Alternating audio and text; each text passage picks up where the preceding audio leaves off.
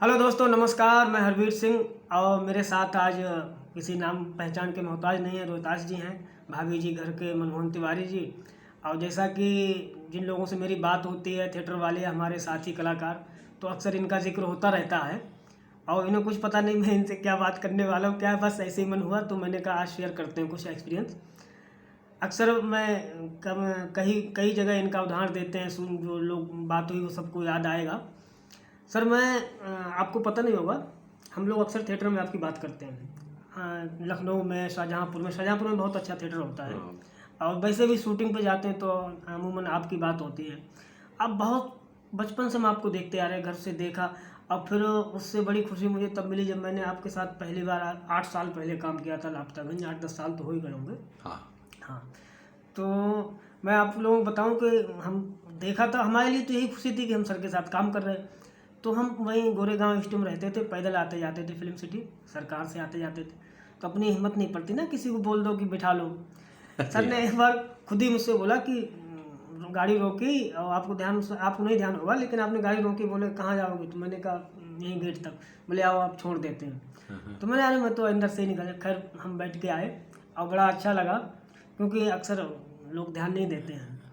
उसके बाद एक बहुत बड़ी घटना हम आप लोगों को बताना चाहें। सबके अनोखे अवार्ड में गए थे एक बार। हाँ। लापतागंज जब कर रहे थे तो हाँ, हम हाँ। थे और वो लड़का संजय चौधरी था। इधर से तो हम पहुंच गए, उधर से वो अवार्ड खत्म हुआ तो बहुत लेट हो गया था। 12 करीबन बज गए थे। तो हम लोग इस बात से परेशान थे कि इधर से जाएंगे कैसे। किसी से हिम्मत नहीं पड़ रही थी। और कितनी बड़ी बात, मैं मतलब ये सोच भी नहीं सकते। आपने पूछा हम लोगों से कि तुम लोग कैसे जा रहे हो, तो हम लोगों ने कहा कि अब देखते हैं कैसे जाए। बोले नहीं दिक्कत हो तो हम छोड़ देंगे। खैर फिर मलाड तक कोई गाड़ी आ रही तो हम लोग उधर से निकल आए। मैं सर यही लोगों को, मैं तो समझ मतलब बहुत कोशिश करता हूँ आपको फॉलो करने की, हालांकि उतना हो नहीं पाता है, क्योंकि आपकी जो सादगी, आप जितना साधारण रहते हैं, जितना नॉर्मल रहते हैं, बड़ा मुश्किल काम है। तो बहुत से लोग मुझसे पूछते रहते हैं, तो सर बताइए कैसे इतनी गंभीरता, इतना शालीनता, कैसे इतना सब कुछ काम करने में? हम तो जरा सा काम करके बोर हो जाते हैं, आप इतना कैसे साधारण बने हुए हैं? यार, ये खूबी खूबी कह लो या कुछ भी कह लो, ये एक्चुअली मेरी मम्मी से मेरे अंदर आई है। अच्छा। वो भी बड़ी सहनशीला, बहुत पॉजिटिव नेचर की लेडी है। मैं ना चीज़ों में बहुत सकारात्मकता तलाशता हूँ।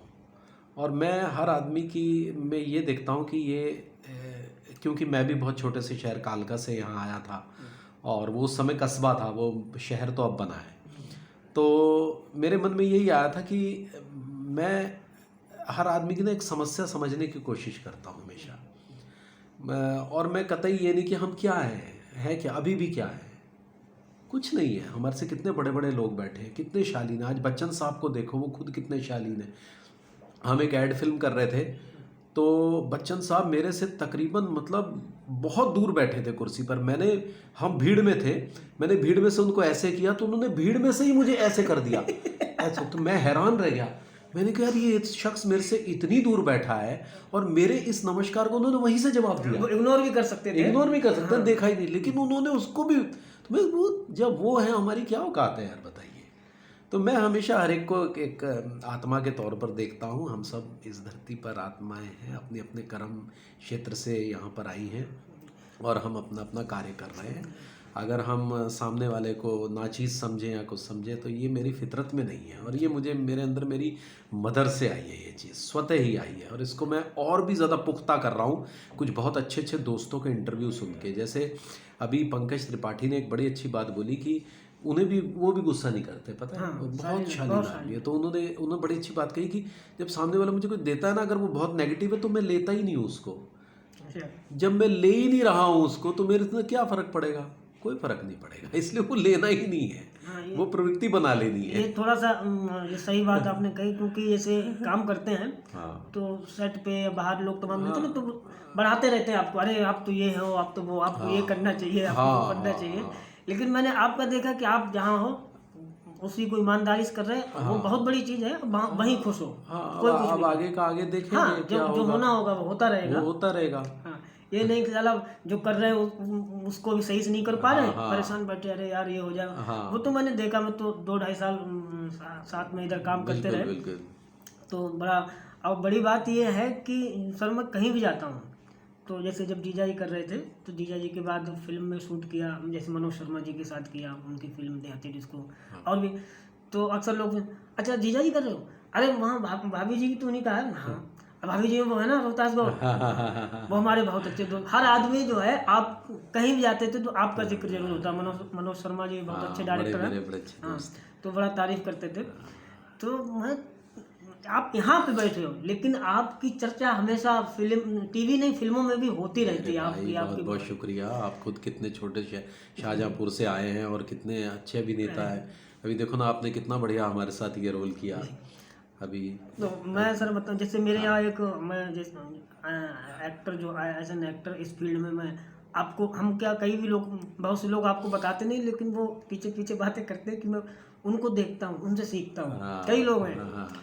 तो और मैं ऐसे ही पॉलिटिक्स में, जैसे हमारे यहाँ एक हमारे नगर विधायक हैं सुरेश कुमार खन्ना जी।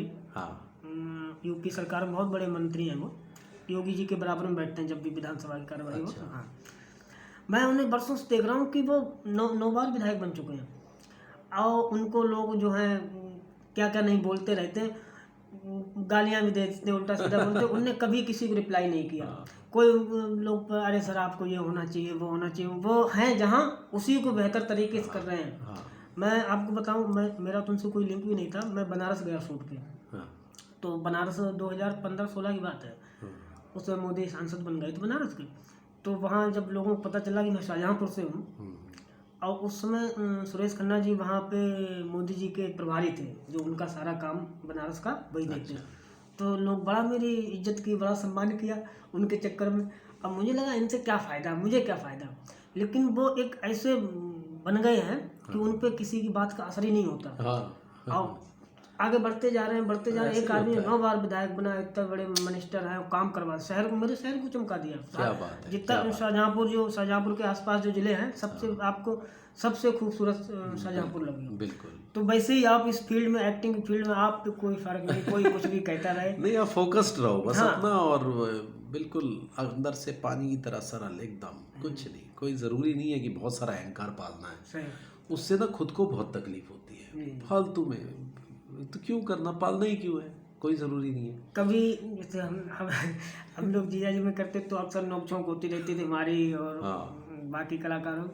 लेकिन आप इतने सालों से कर रहे हैं, आपका कभी कोई ऐसा, और भी जीजा जी की में क्या, और भी तमाम सेट पे, जैसे जहाँ 4-6 महीने शो चला, थोड़ी टीआरपी अच्छी आई, फिर सब चौड़े हो जाए, तेरा भला हो जाए फिर सब चौड़े हो जाते हैं अलग ही।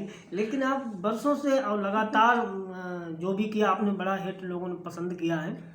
यहाँ तो खैर, मुझे तो लगता है कि बहुत से सिनेमा वाले भी आपके इस चरित्र का मुकाबला नहीं कर पाएंगे। जो पहचान, जो प्यार पूरे देश में आपको मिलता है, वो शायद सिनेमा से भी लोगों को नहीं मिल पा रहा होगा। मुझे बड़ा अच्छा, आज 8 साल के बाद फिर दोबारा काम करने का मौका मिला है।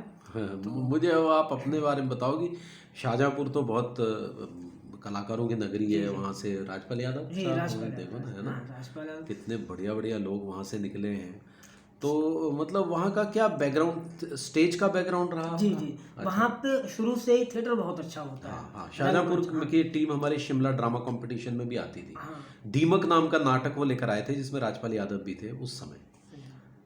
मैं शाहजहाँपुर में आपके पिताजी को बहुत से लोग जानते हैं, थिएटर वाले लगभग सब जानते हैं। सुदर्शन गौड़ मेरे पापा का नाम है। बहुत, और बड़ी अच्छी अच्छी टीमें आती। मुझे कई जो पुराने लोग मिलते हैं तो आए, वो तो उनके बेटे हैं ना। अरे तो आपके पिताजी को सारे लोग जानते हैं। और सब लोग, कई हमारे शाहजहाँपुर से कई बार टीमें गई भी हैं वहाँ। हाँ बिल्कुल। तो आपका क्या थिएटर का बैकग्राउंड रहा? मेरा सर क्या हुआ, मैं तो ये एक्चुअली हमारा जो फैमिली बैकग्राउंड था वो ऐसा था कि हम शाहजहाँपुर में थिएटर नहीं कर सकते थे। अच्छा, ऐसा क्यों, मतलब क्या? एक्चुअली क्या, हम यादव हैं तो यादव भी थोड़ा नाटक नोटंकी, अब तो अलग जमाना हो गया, अब तो हर कोई कर रहा है। उस समय 10-12 साल पहले जो मैंने शुरुआत की थी 2008 में। अच्छा। तो उसमें बड़ा वैसा था कि अगर होता तो अरे देखो ये कैसी।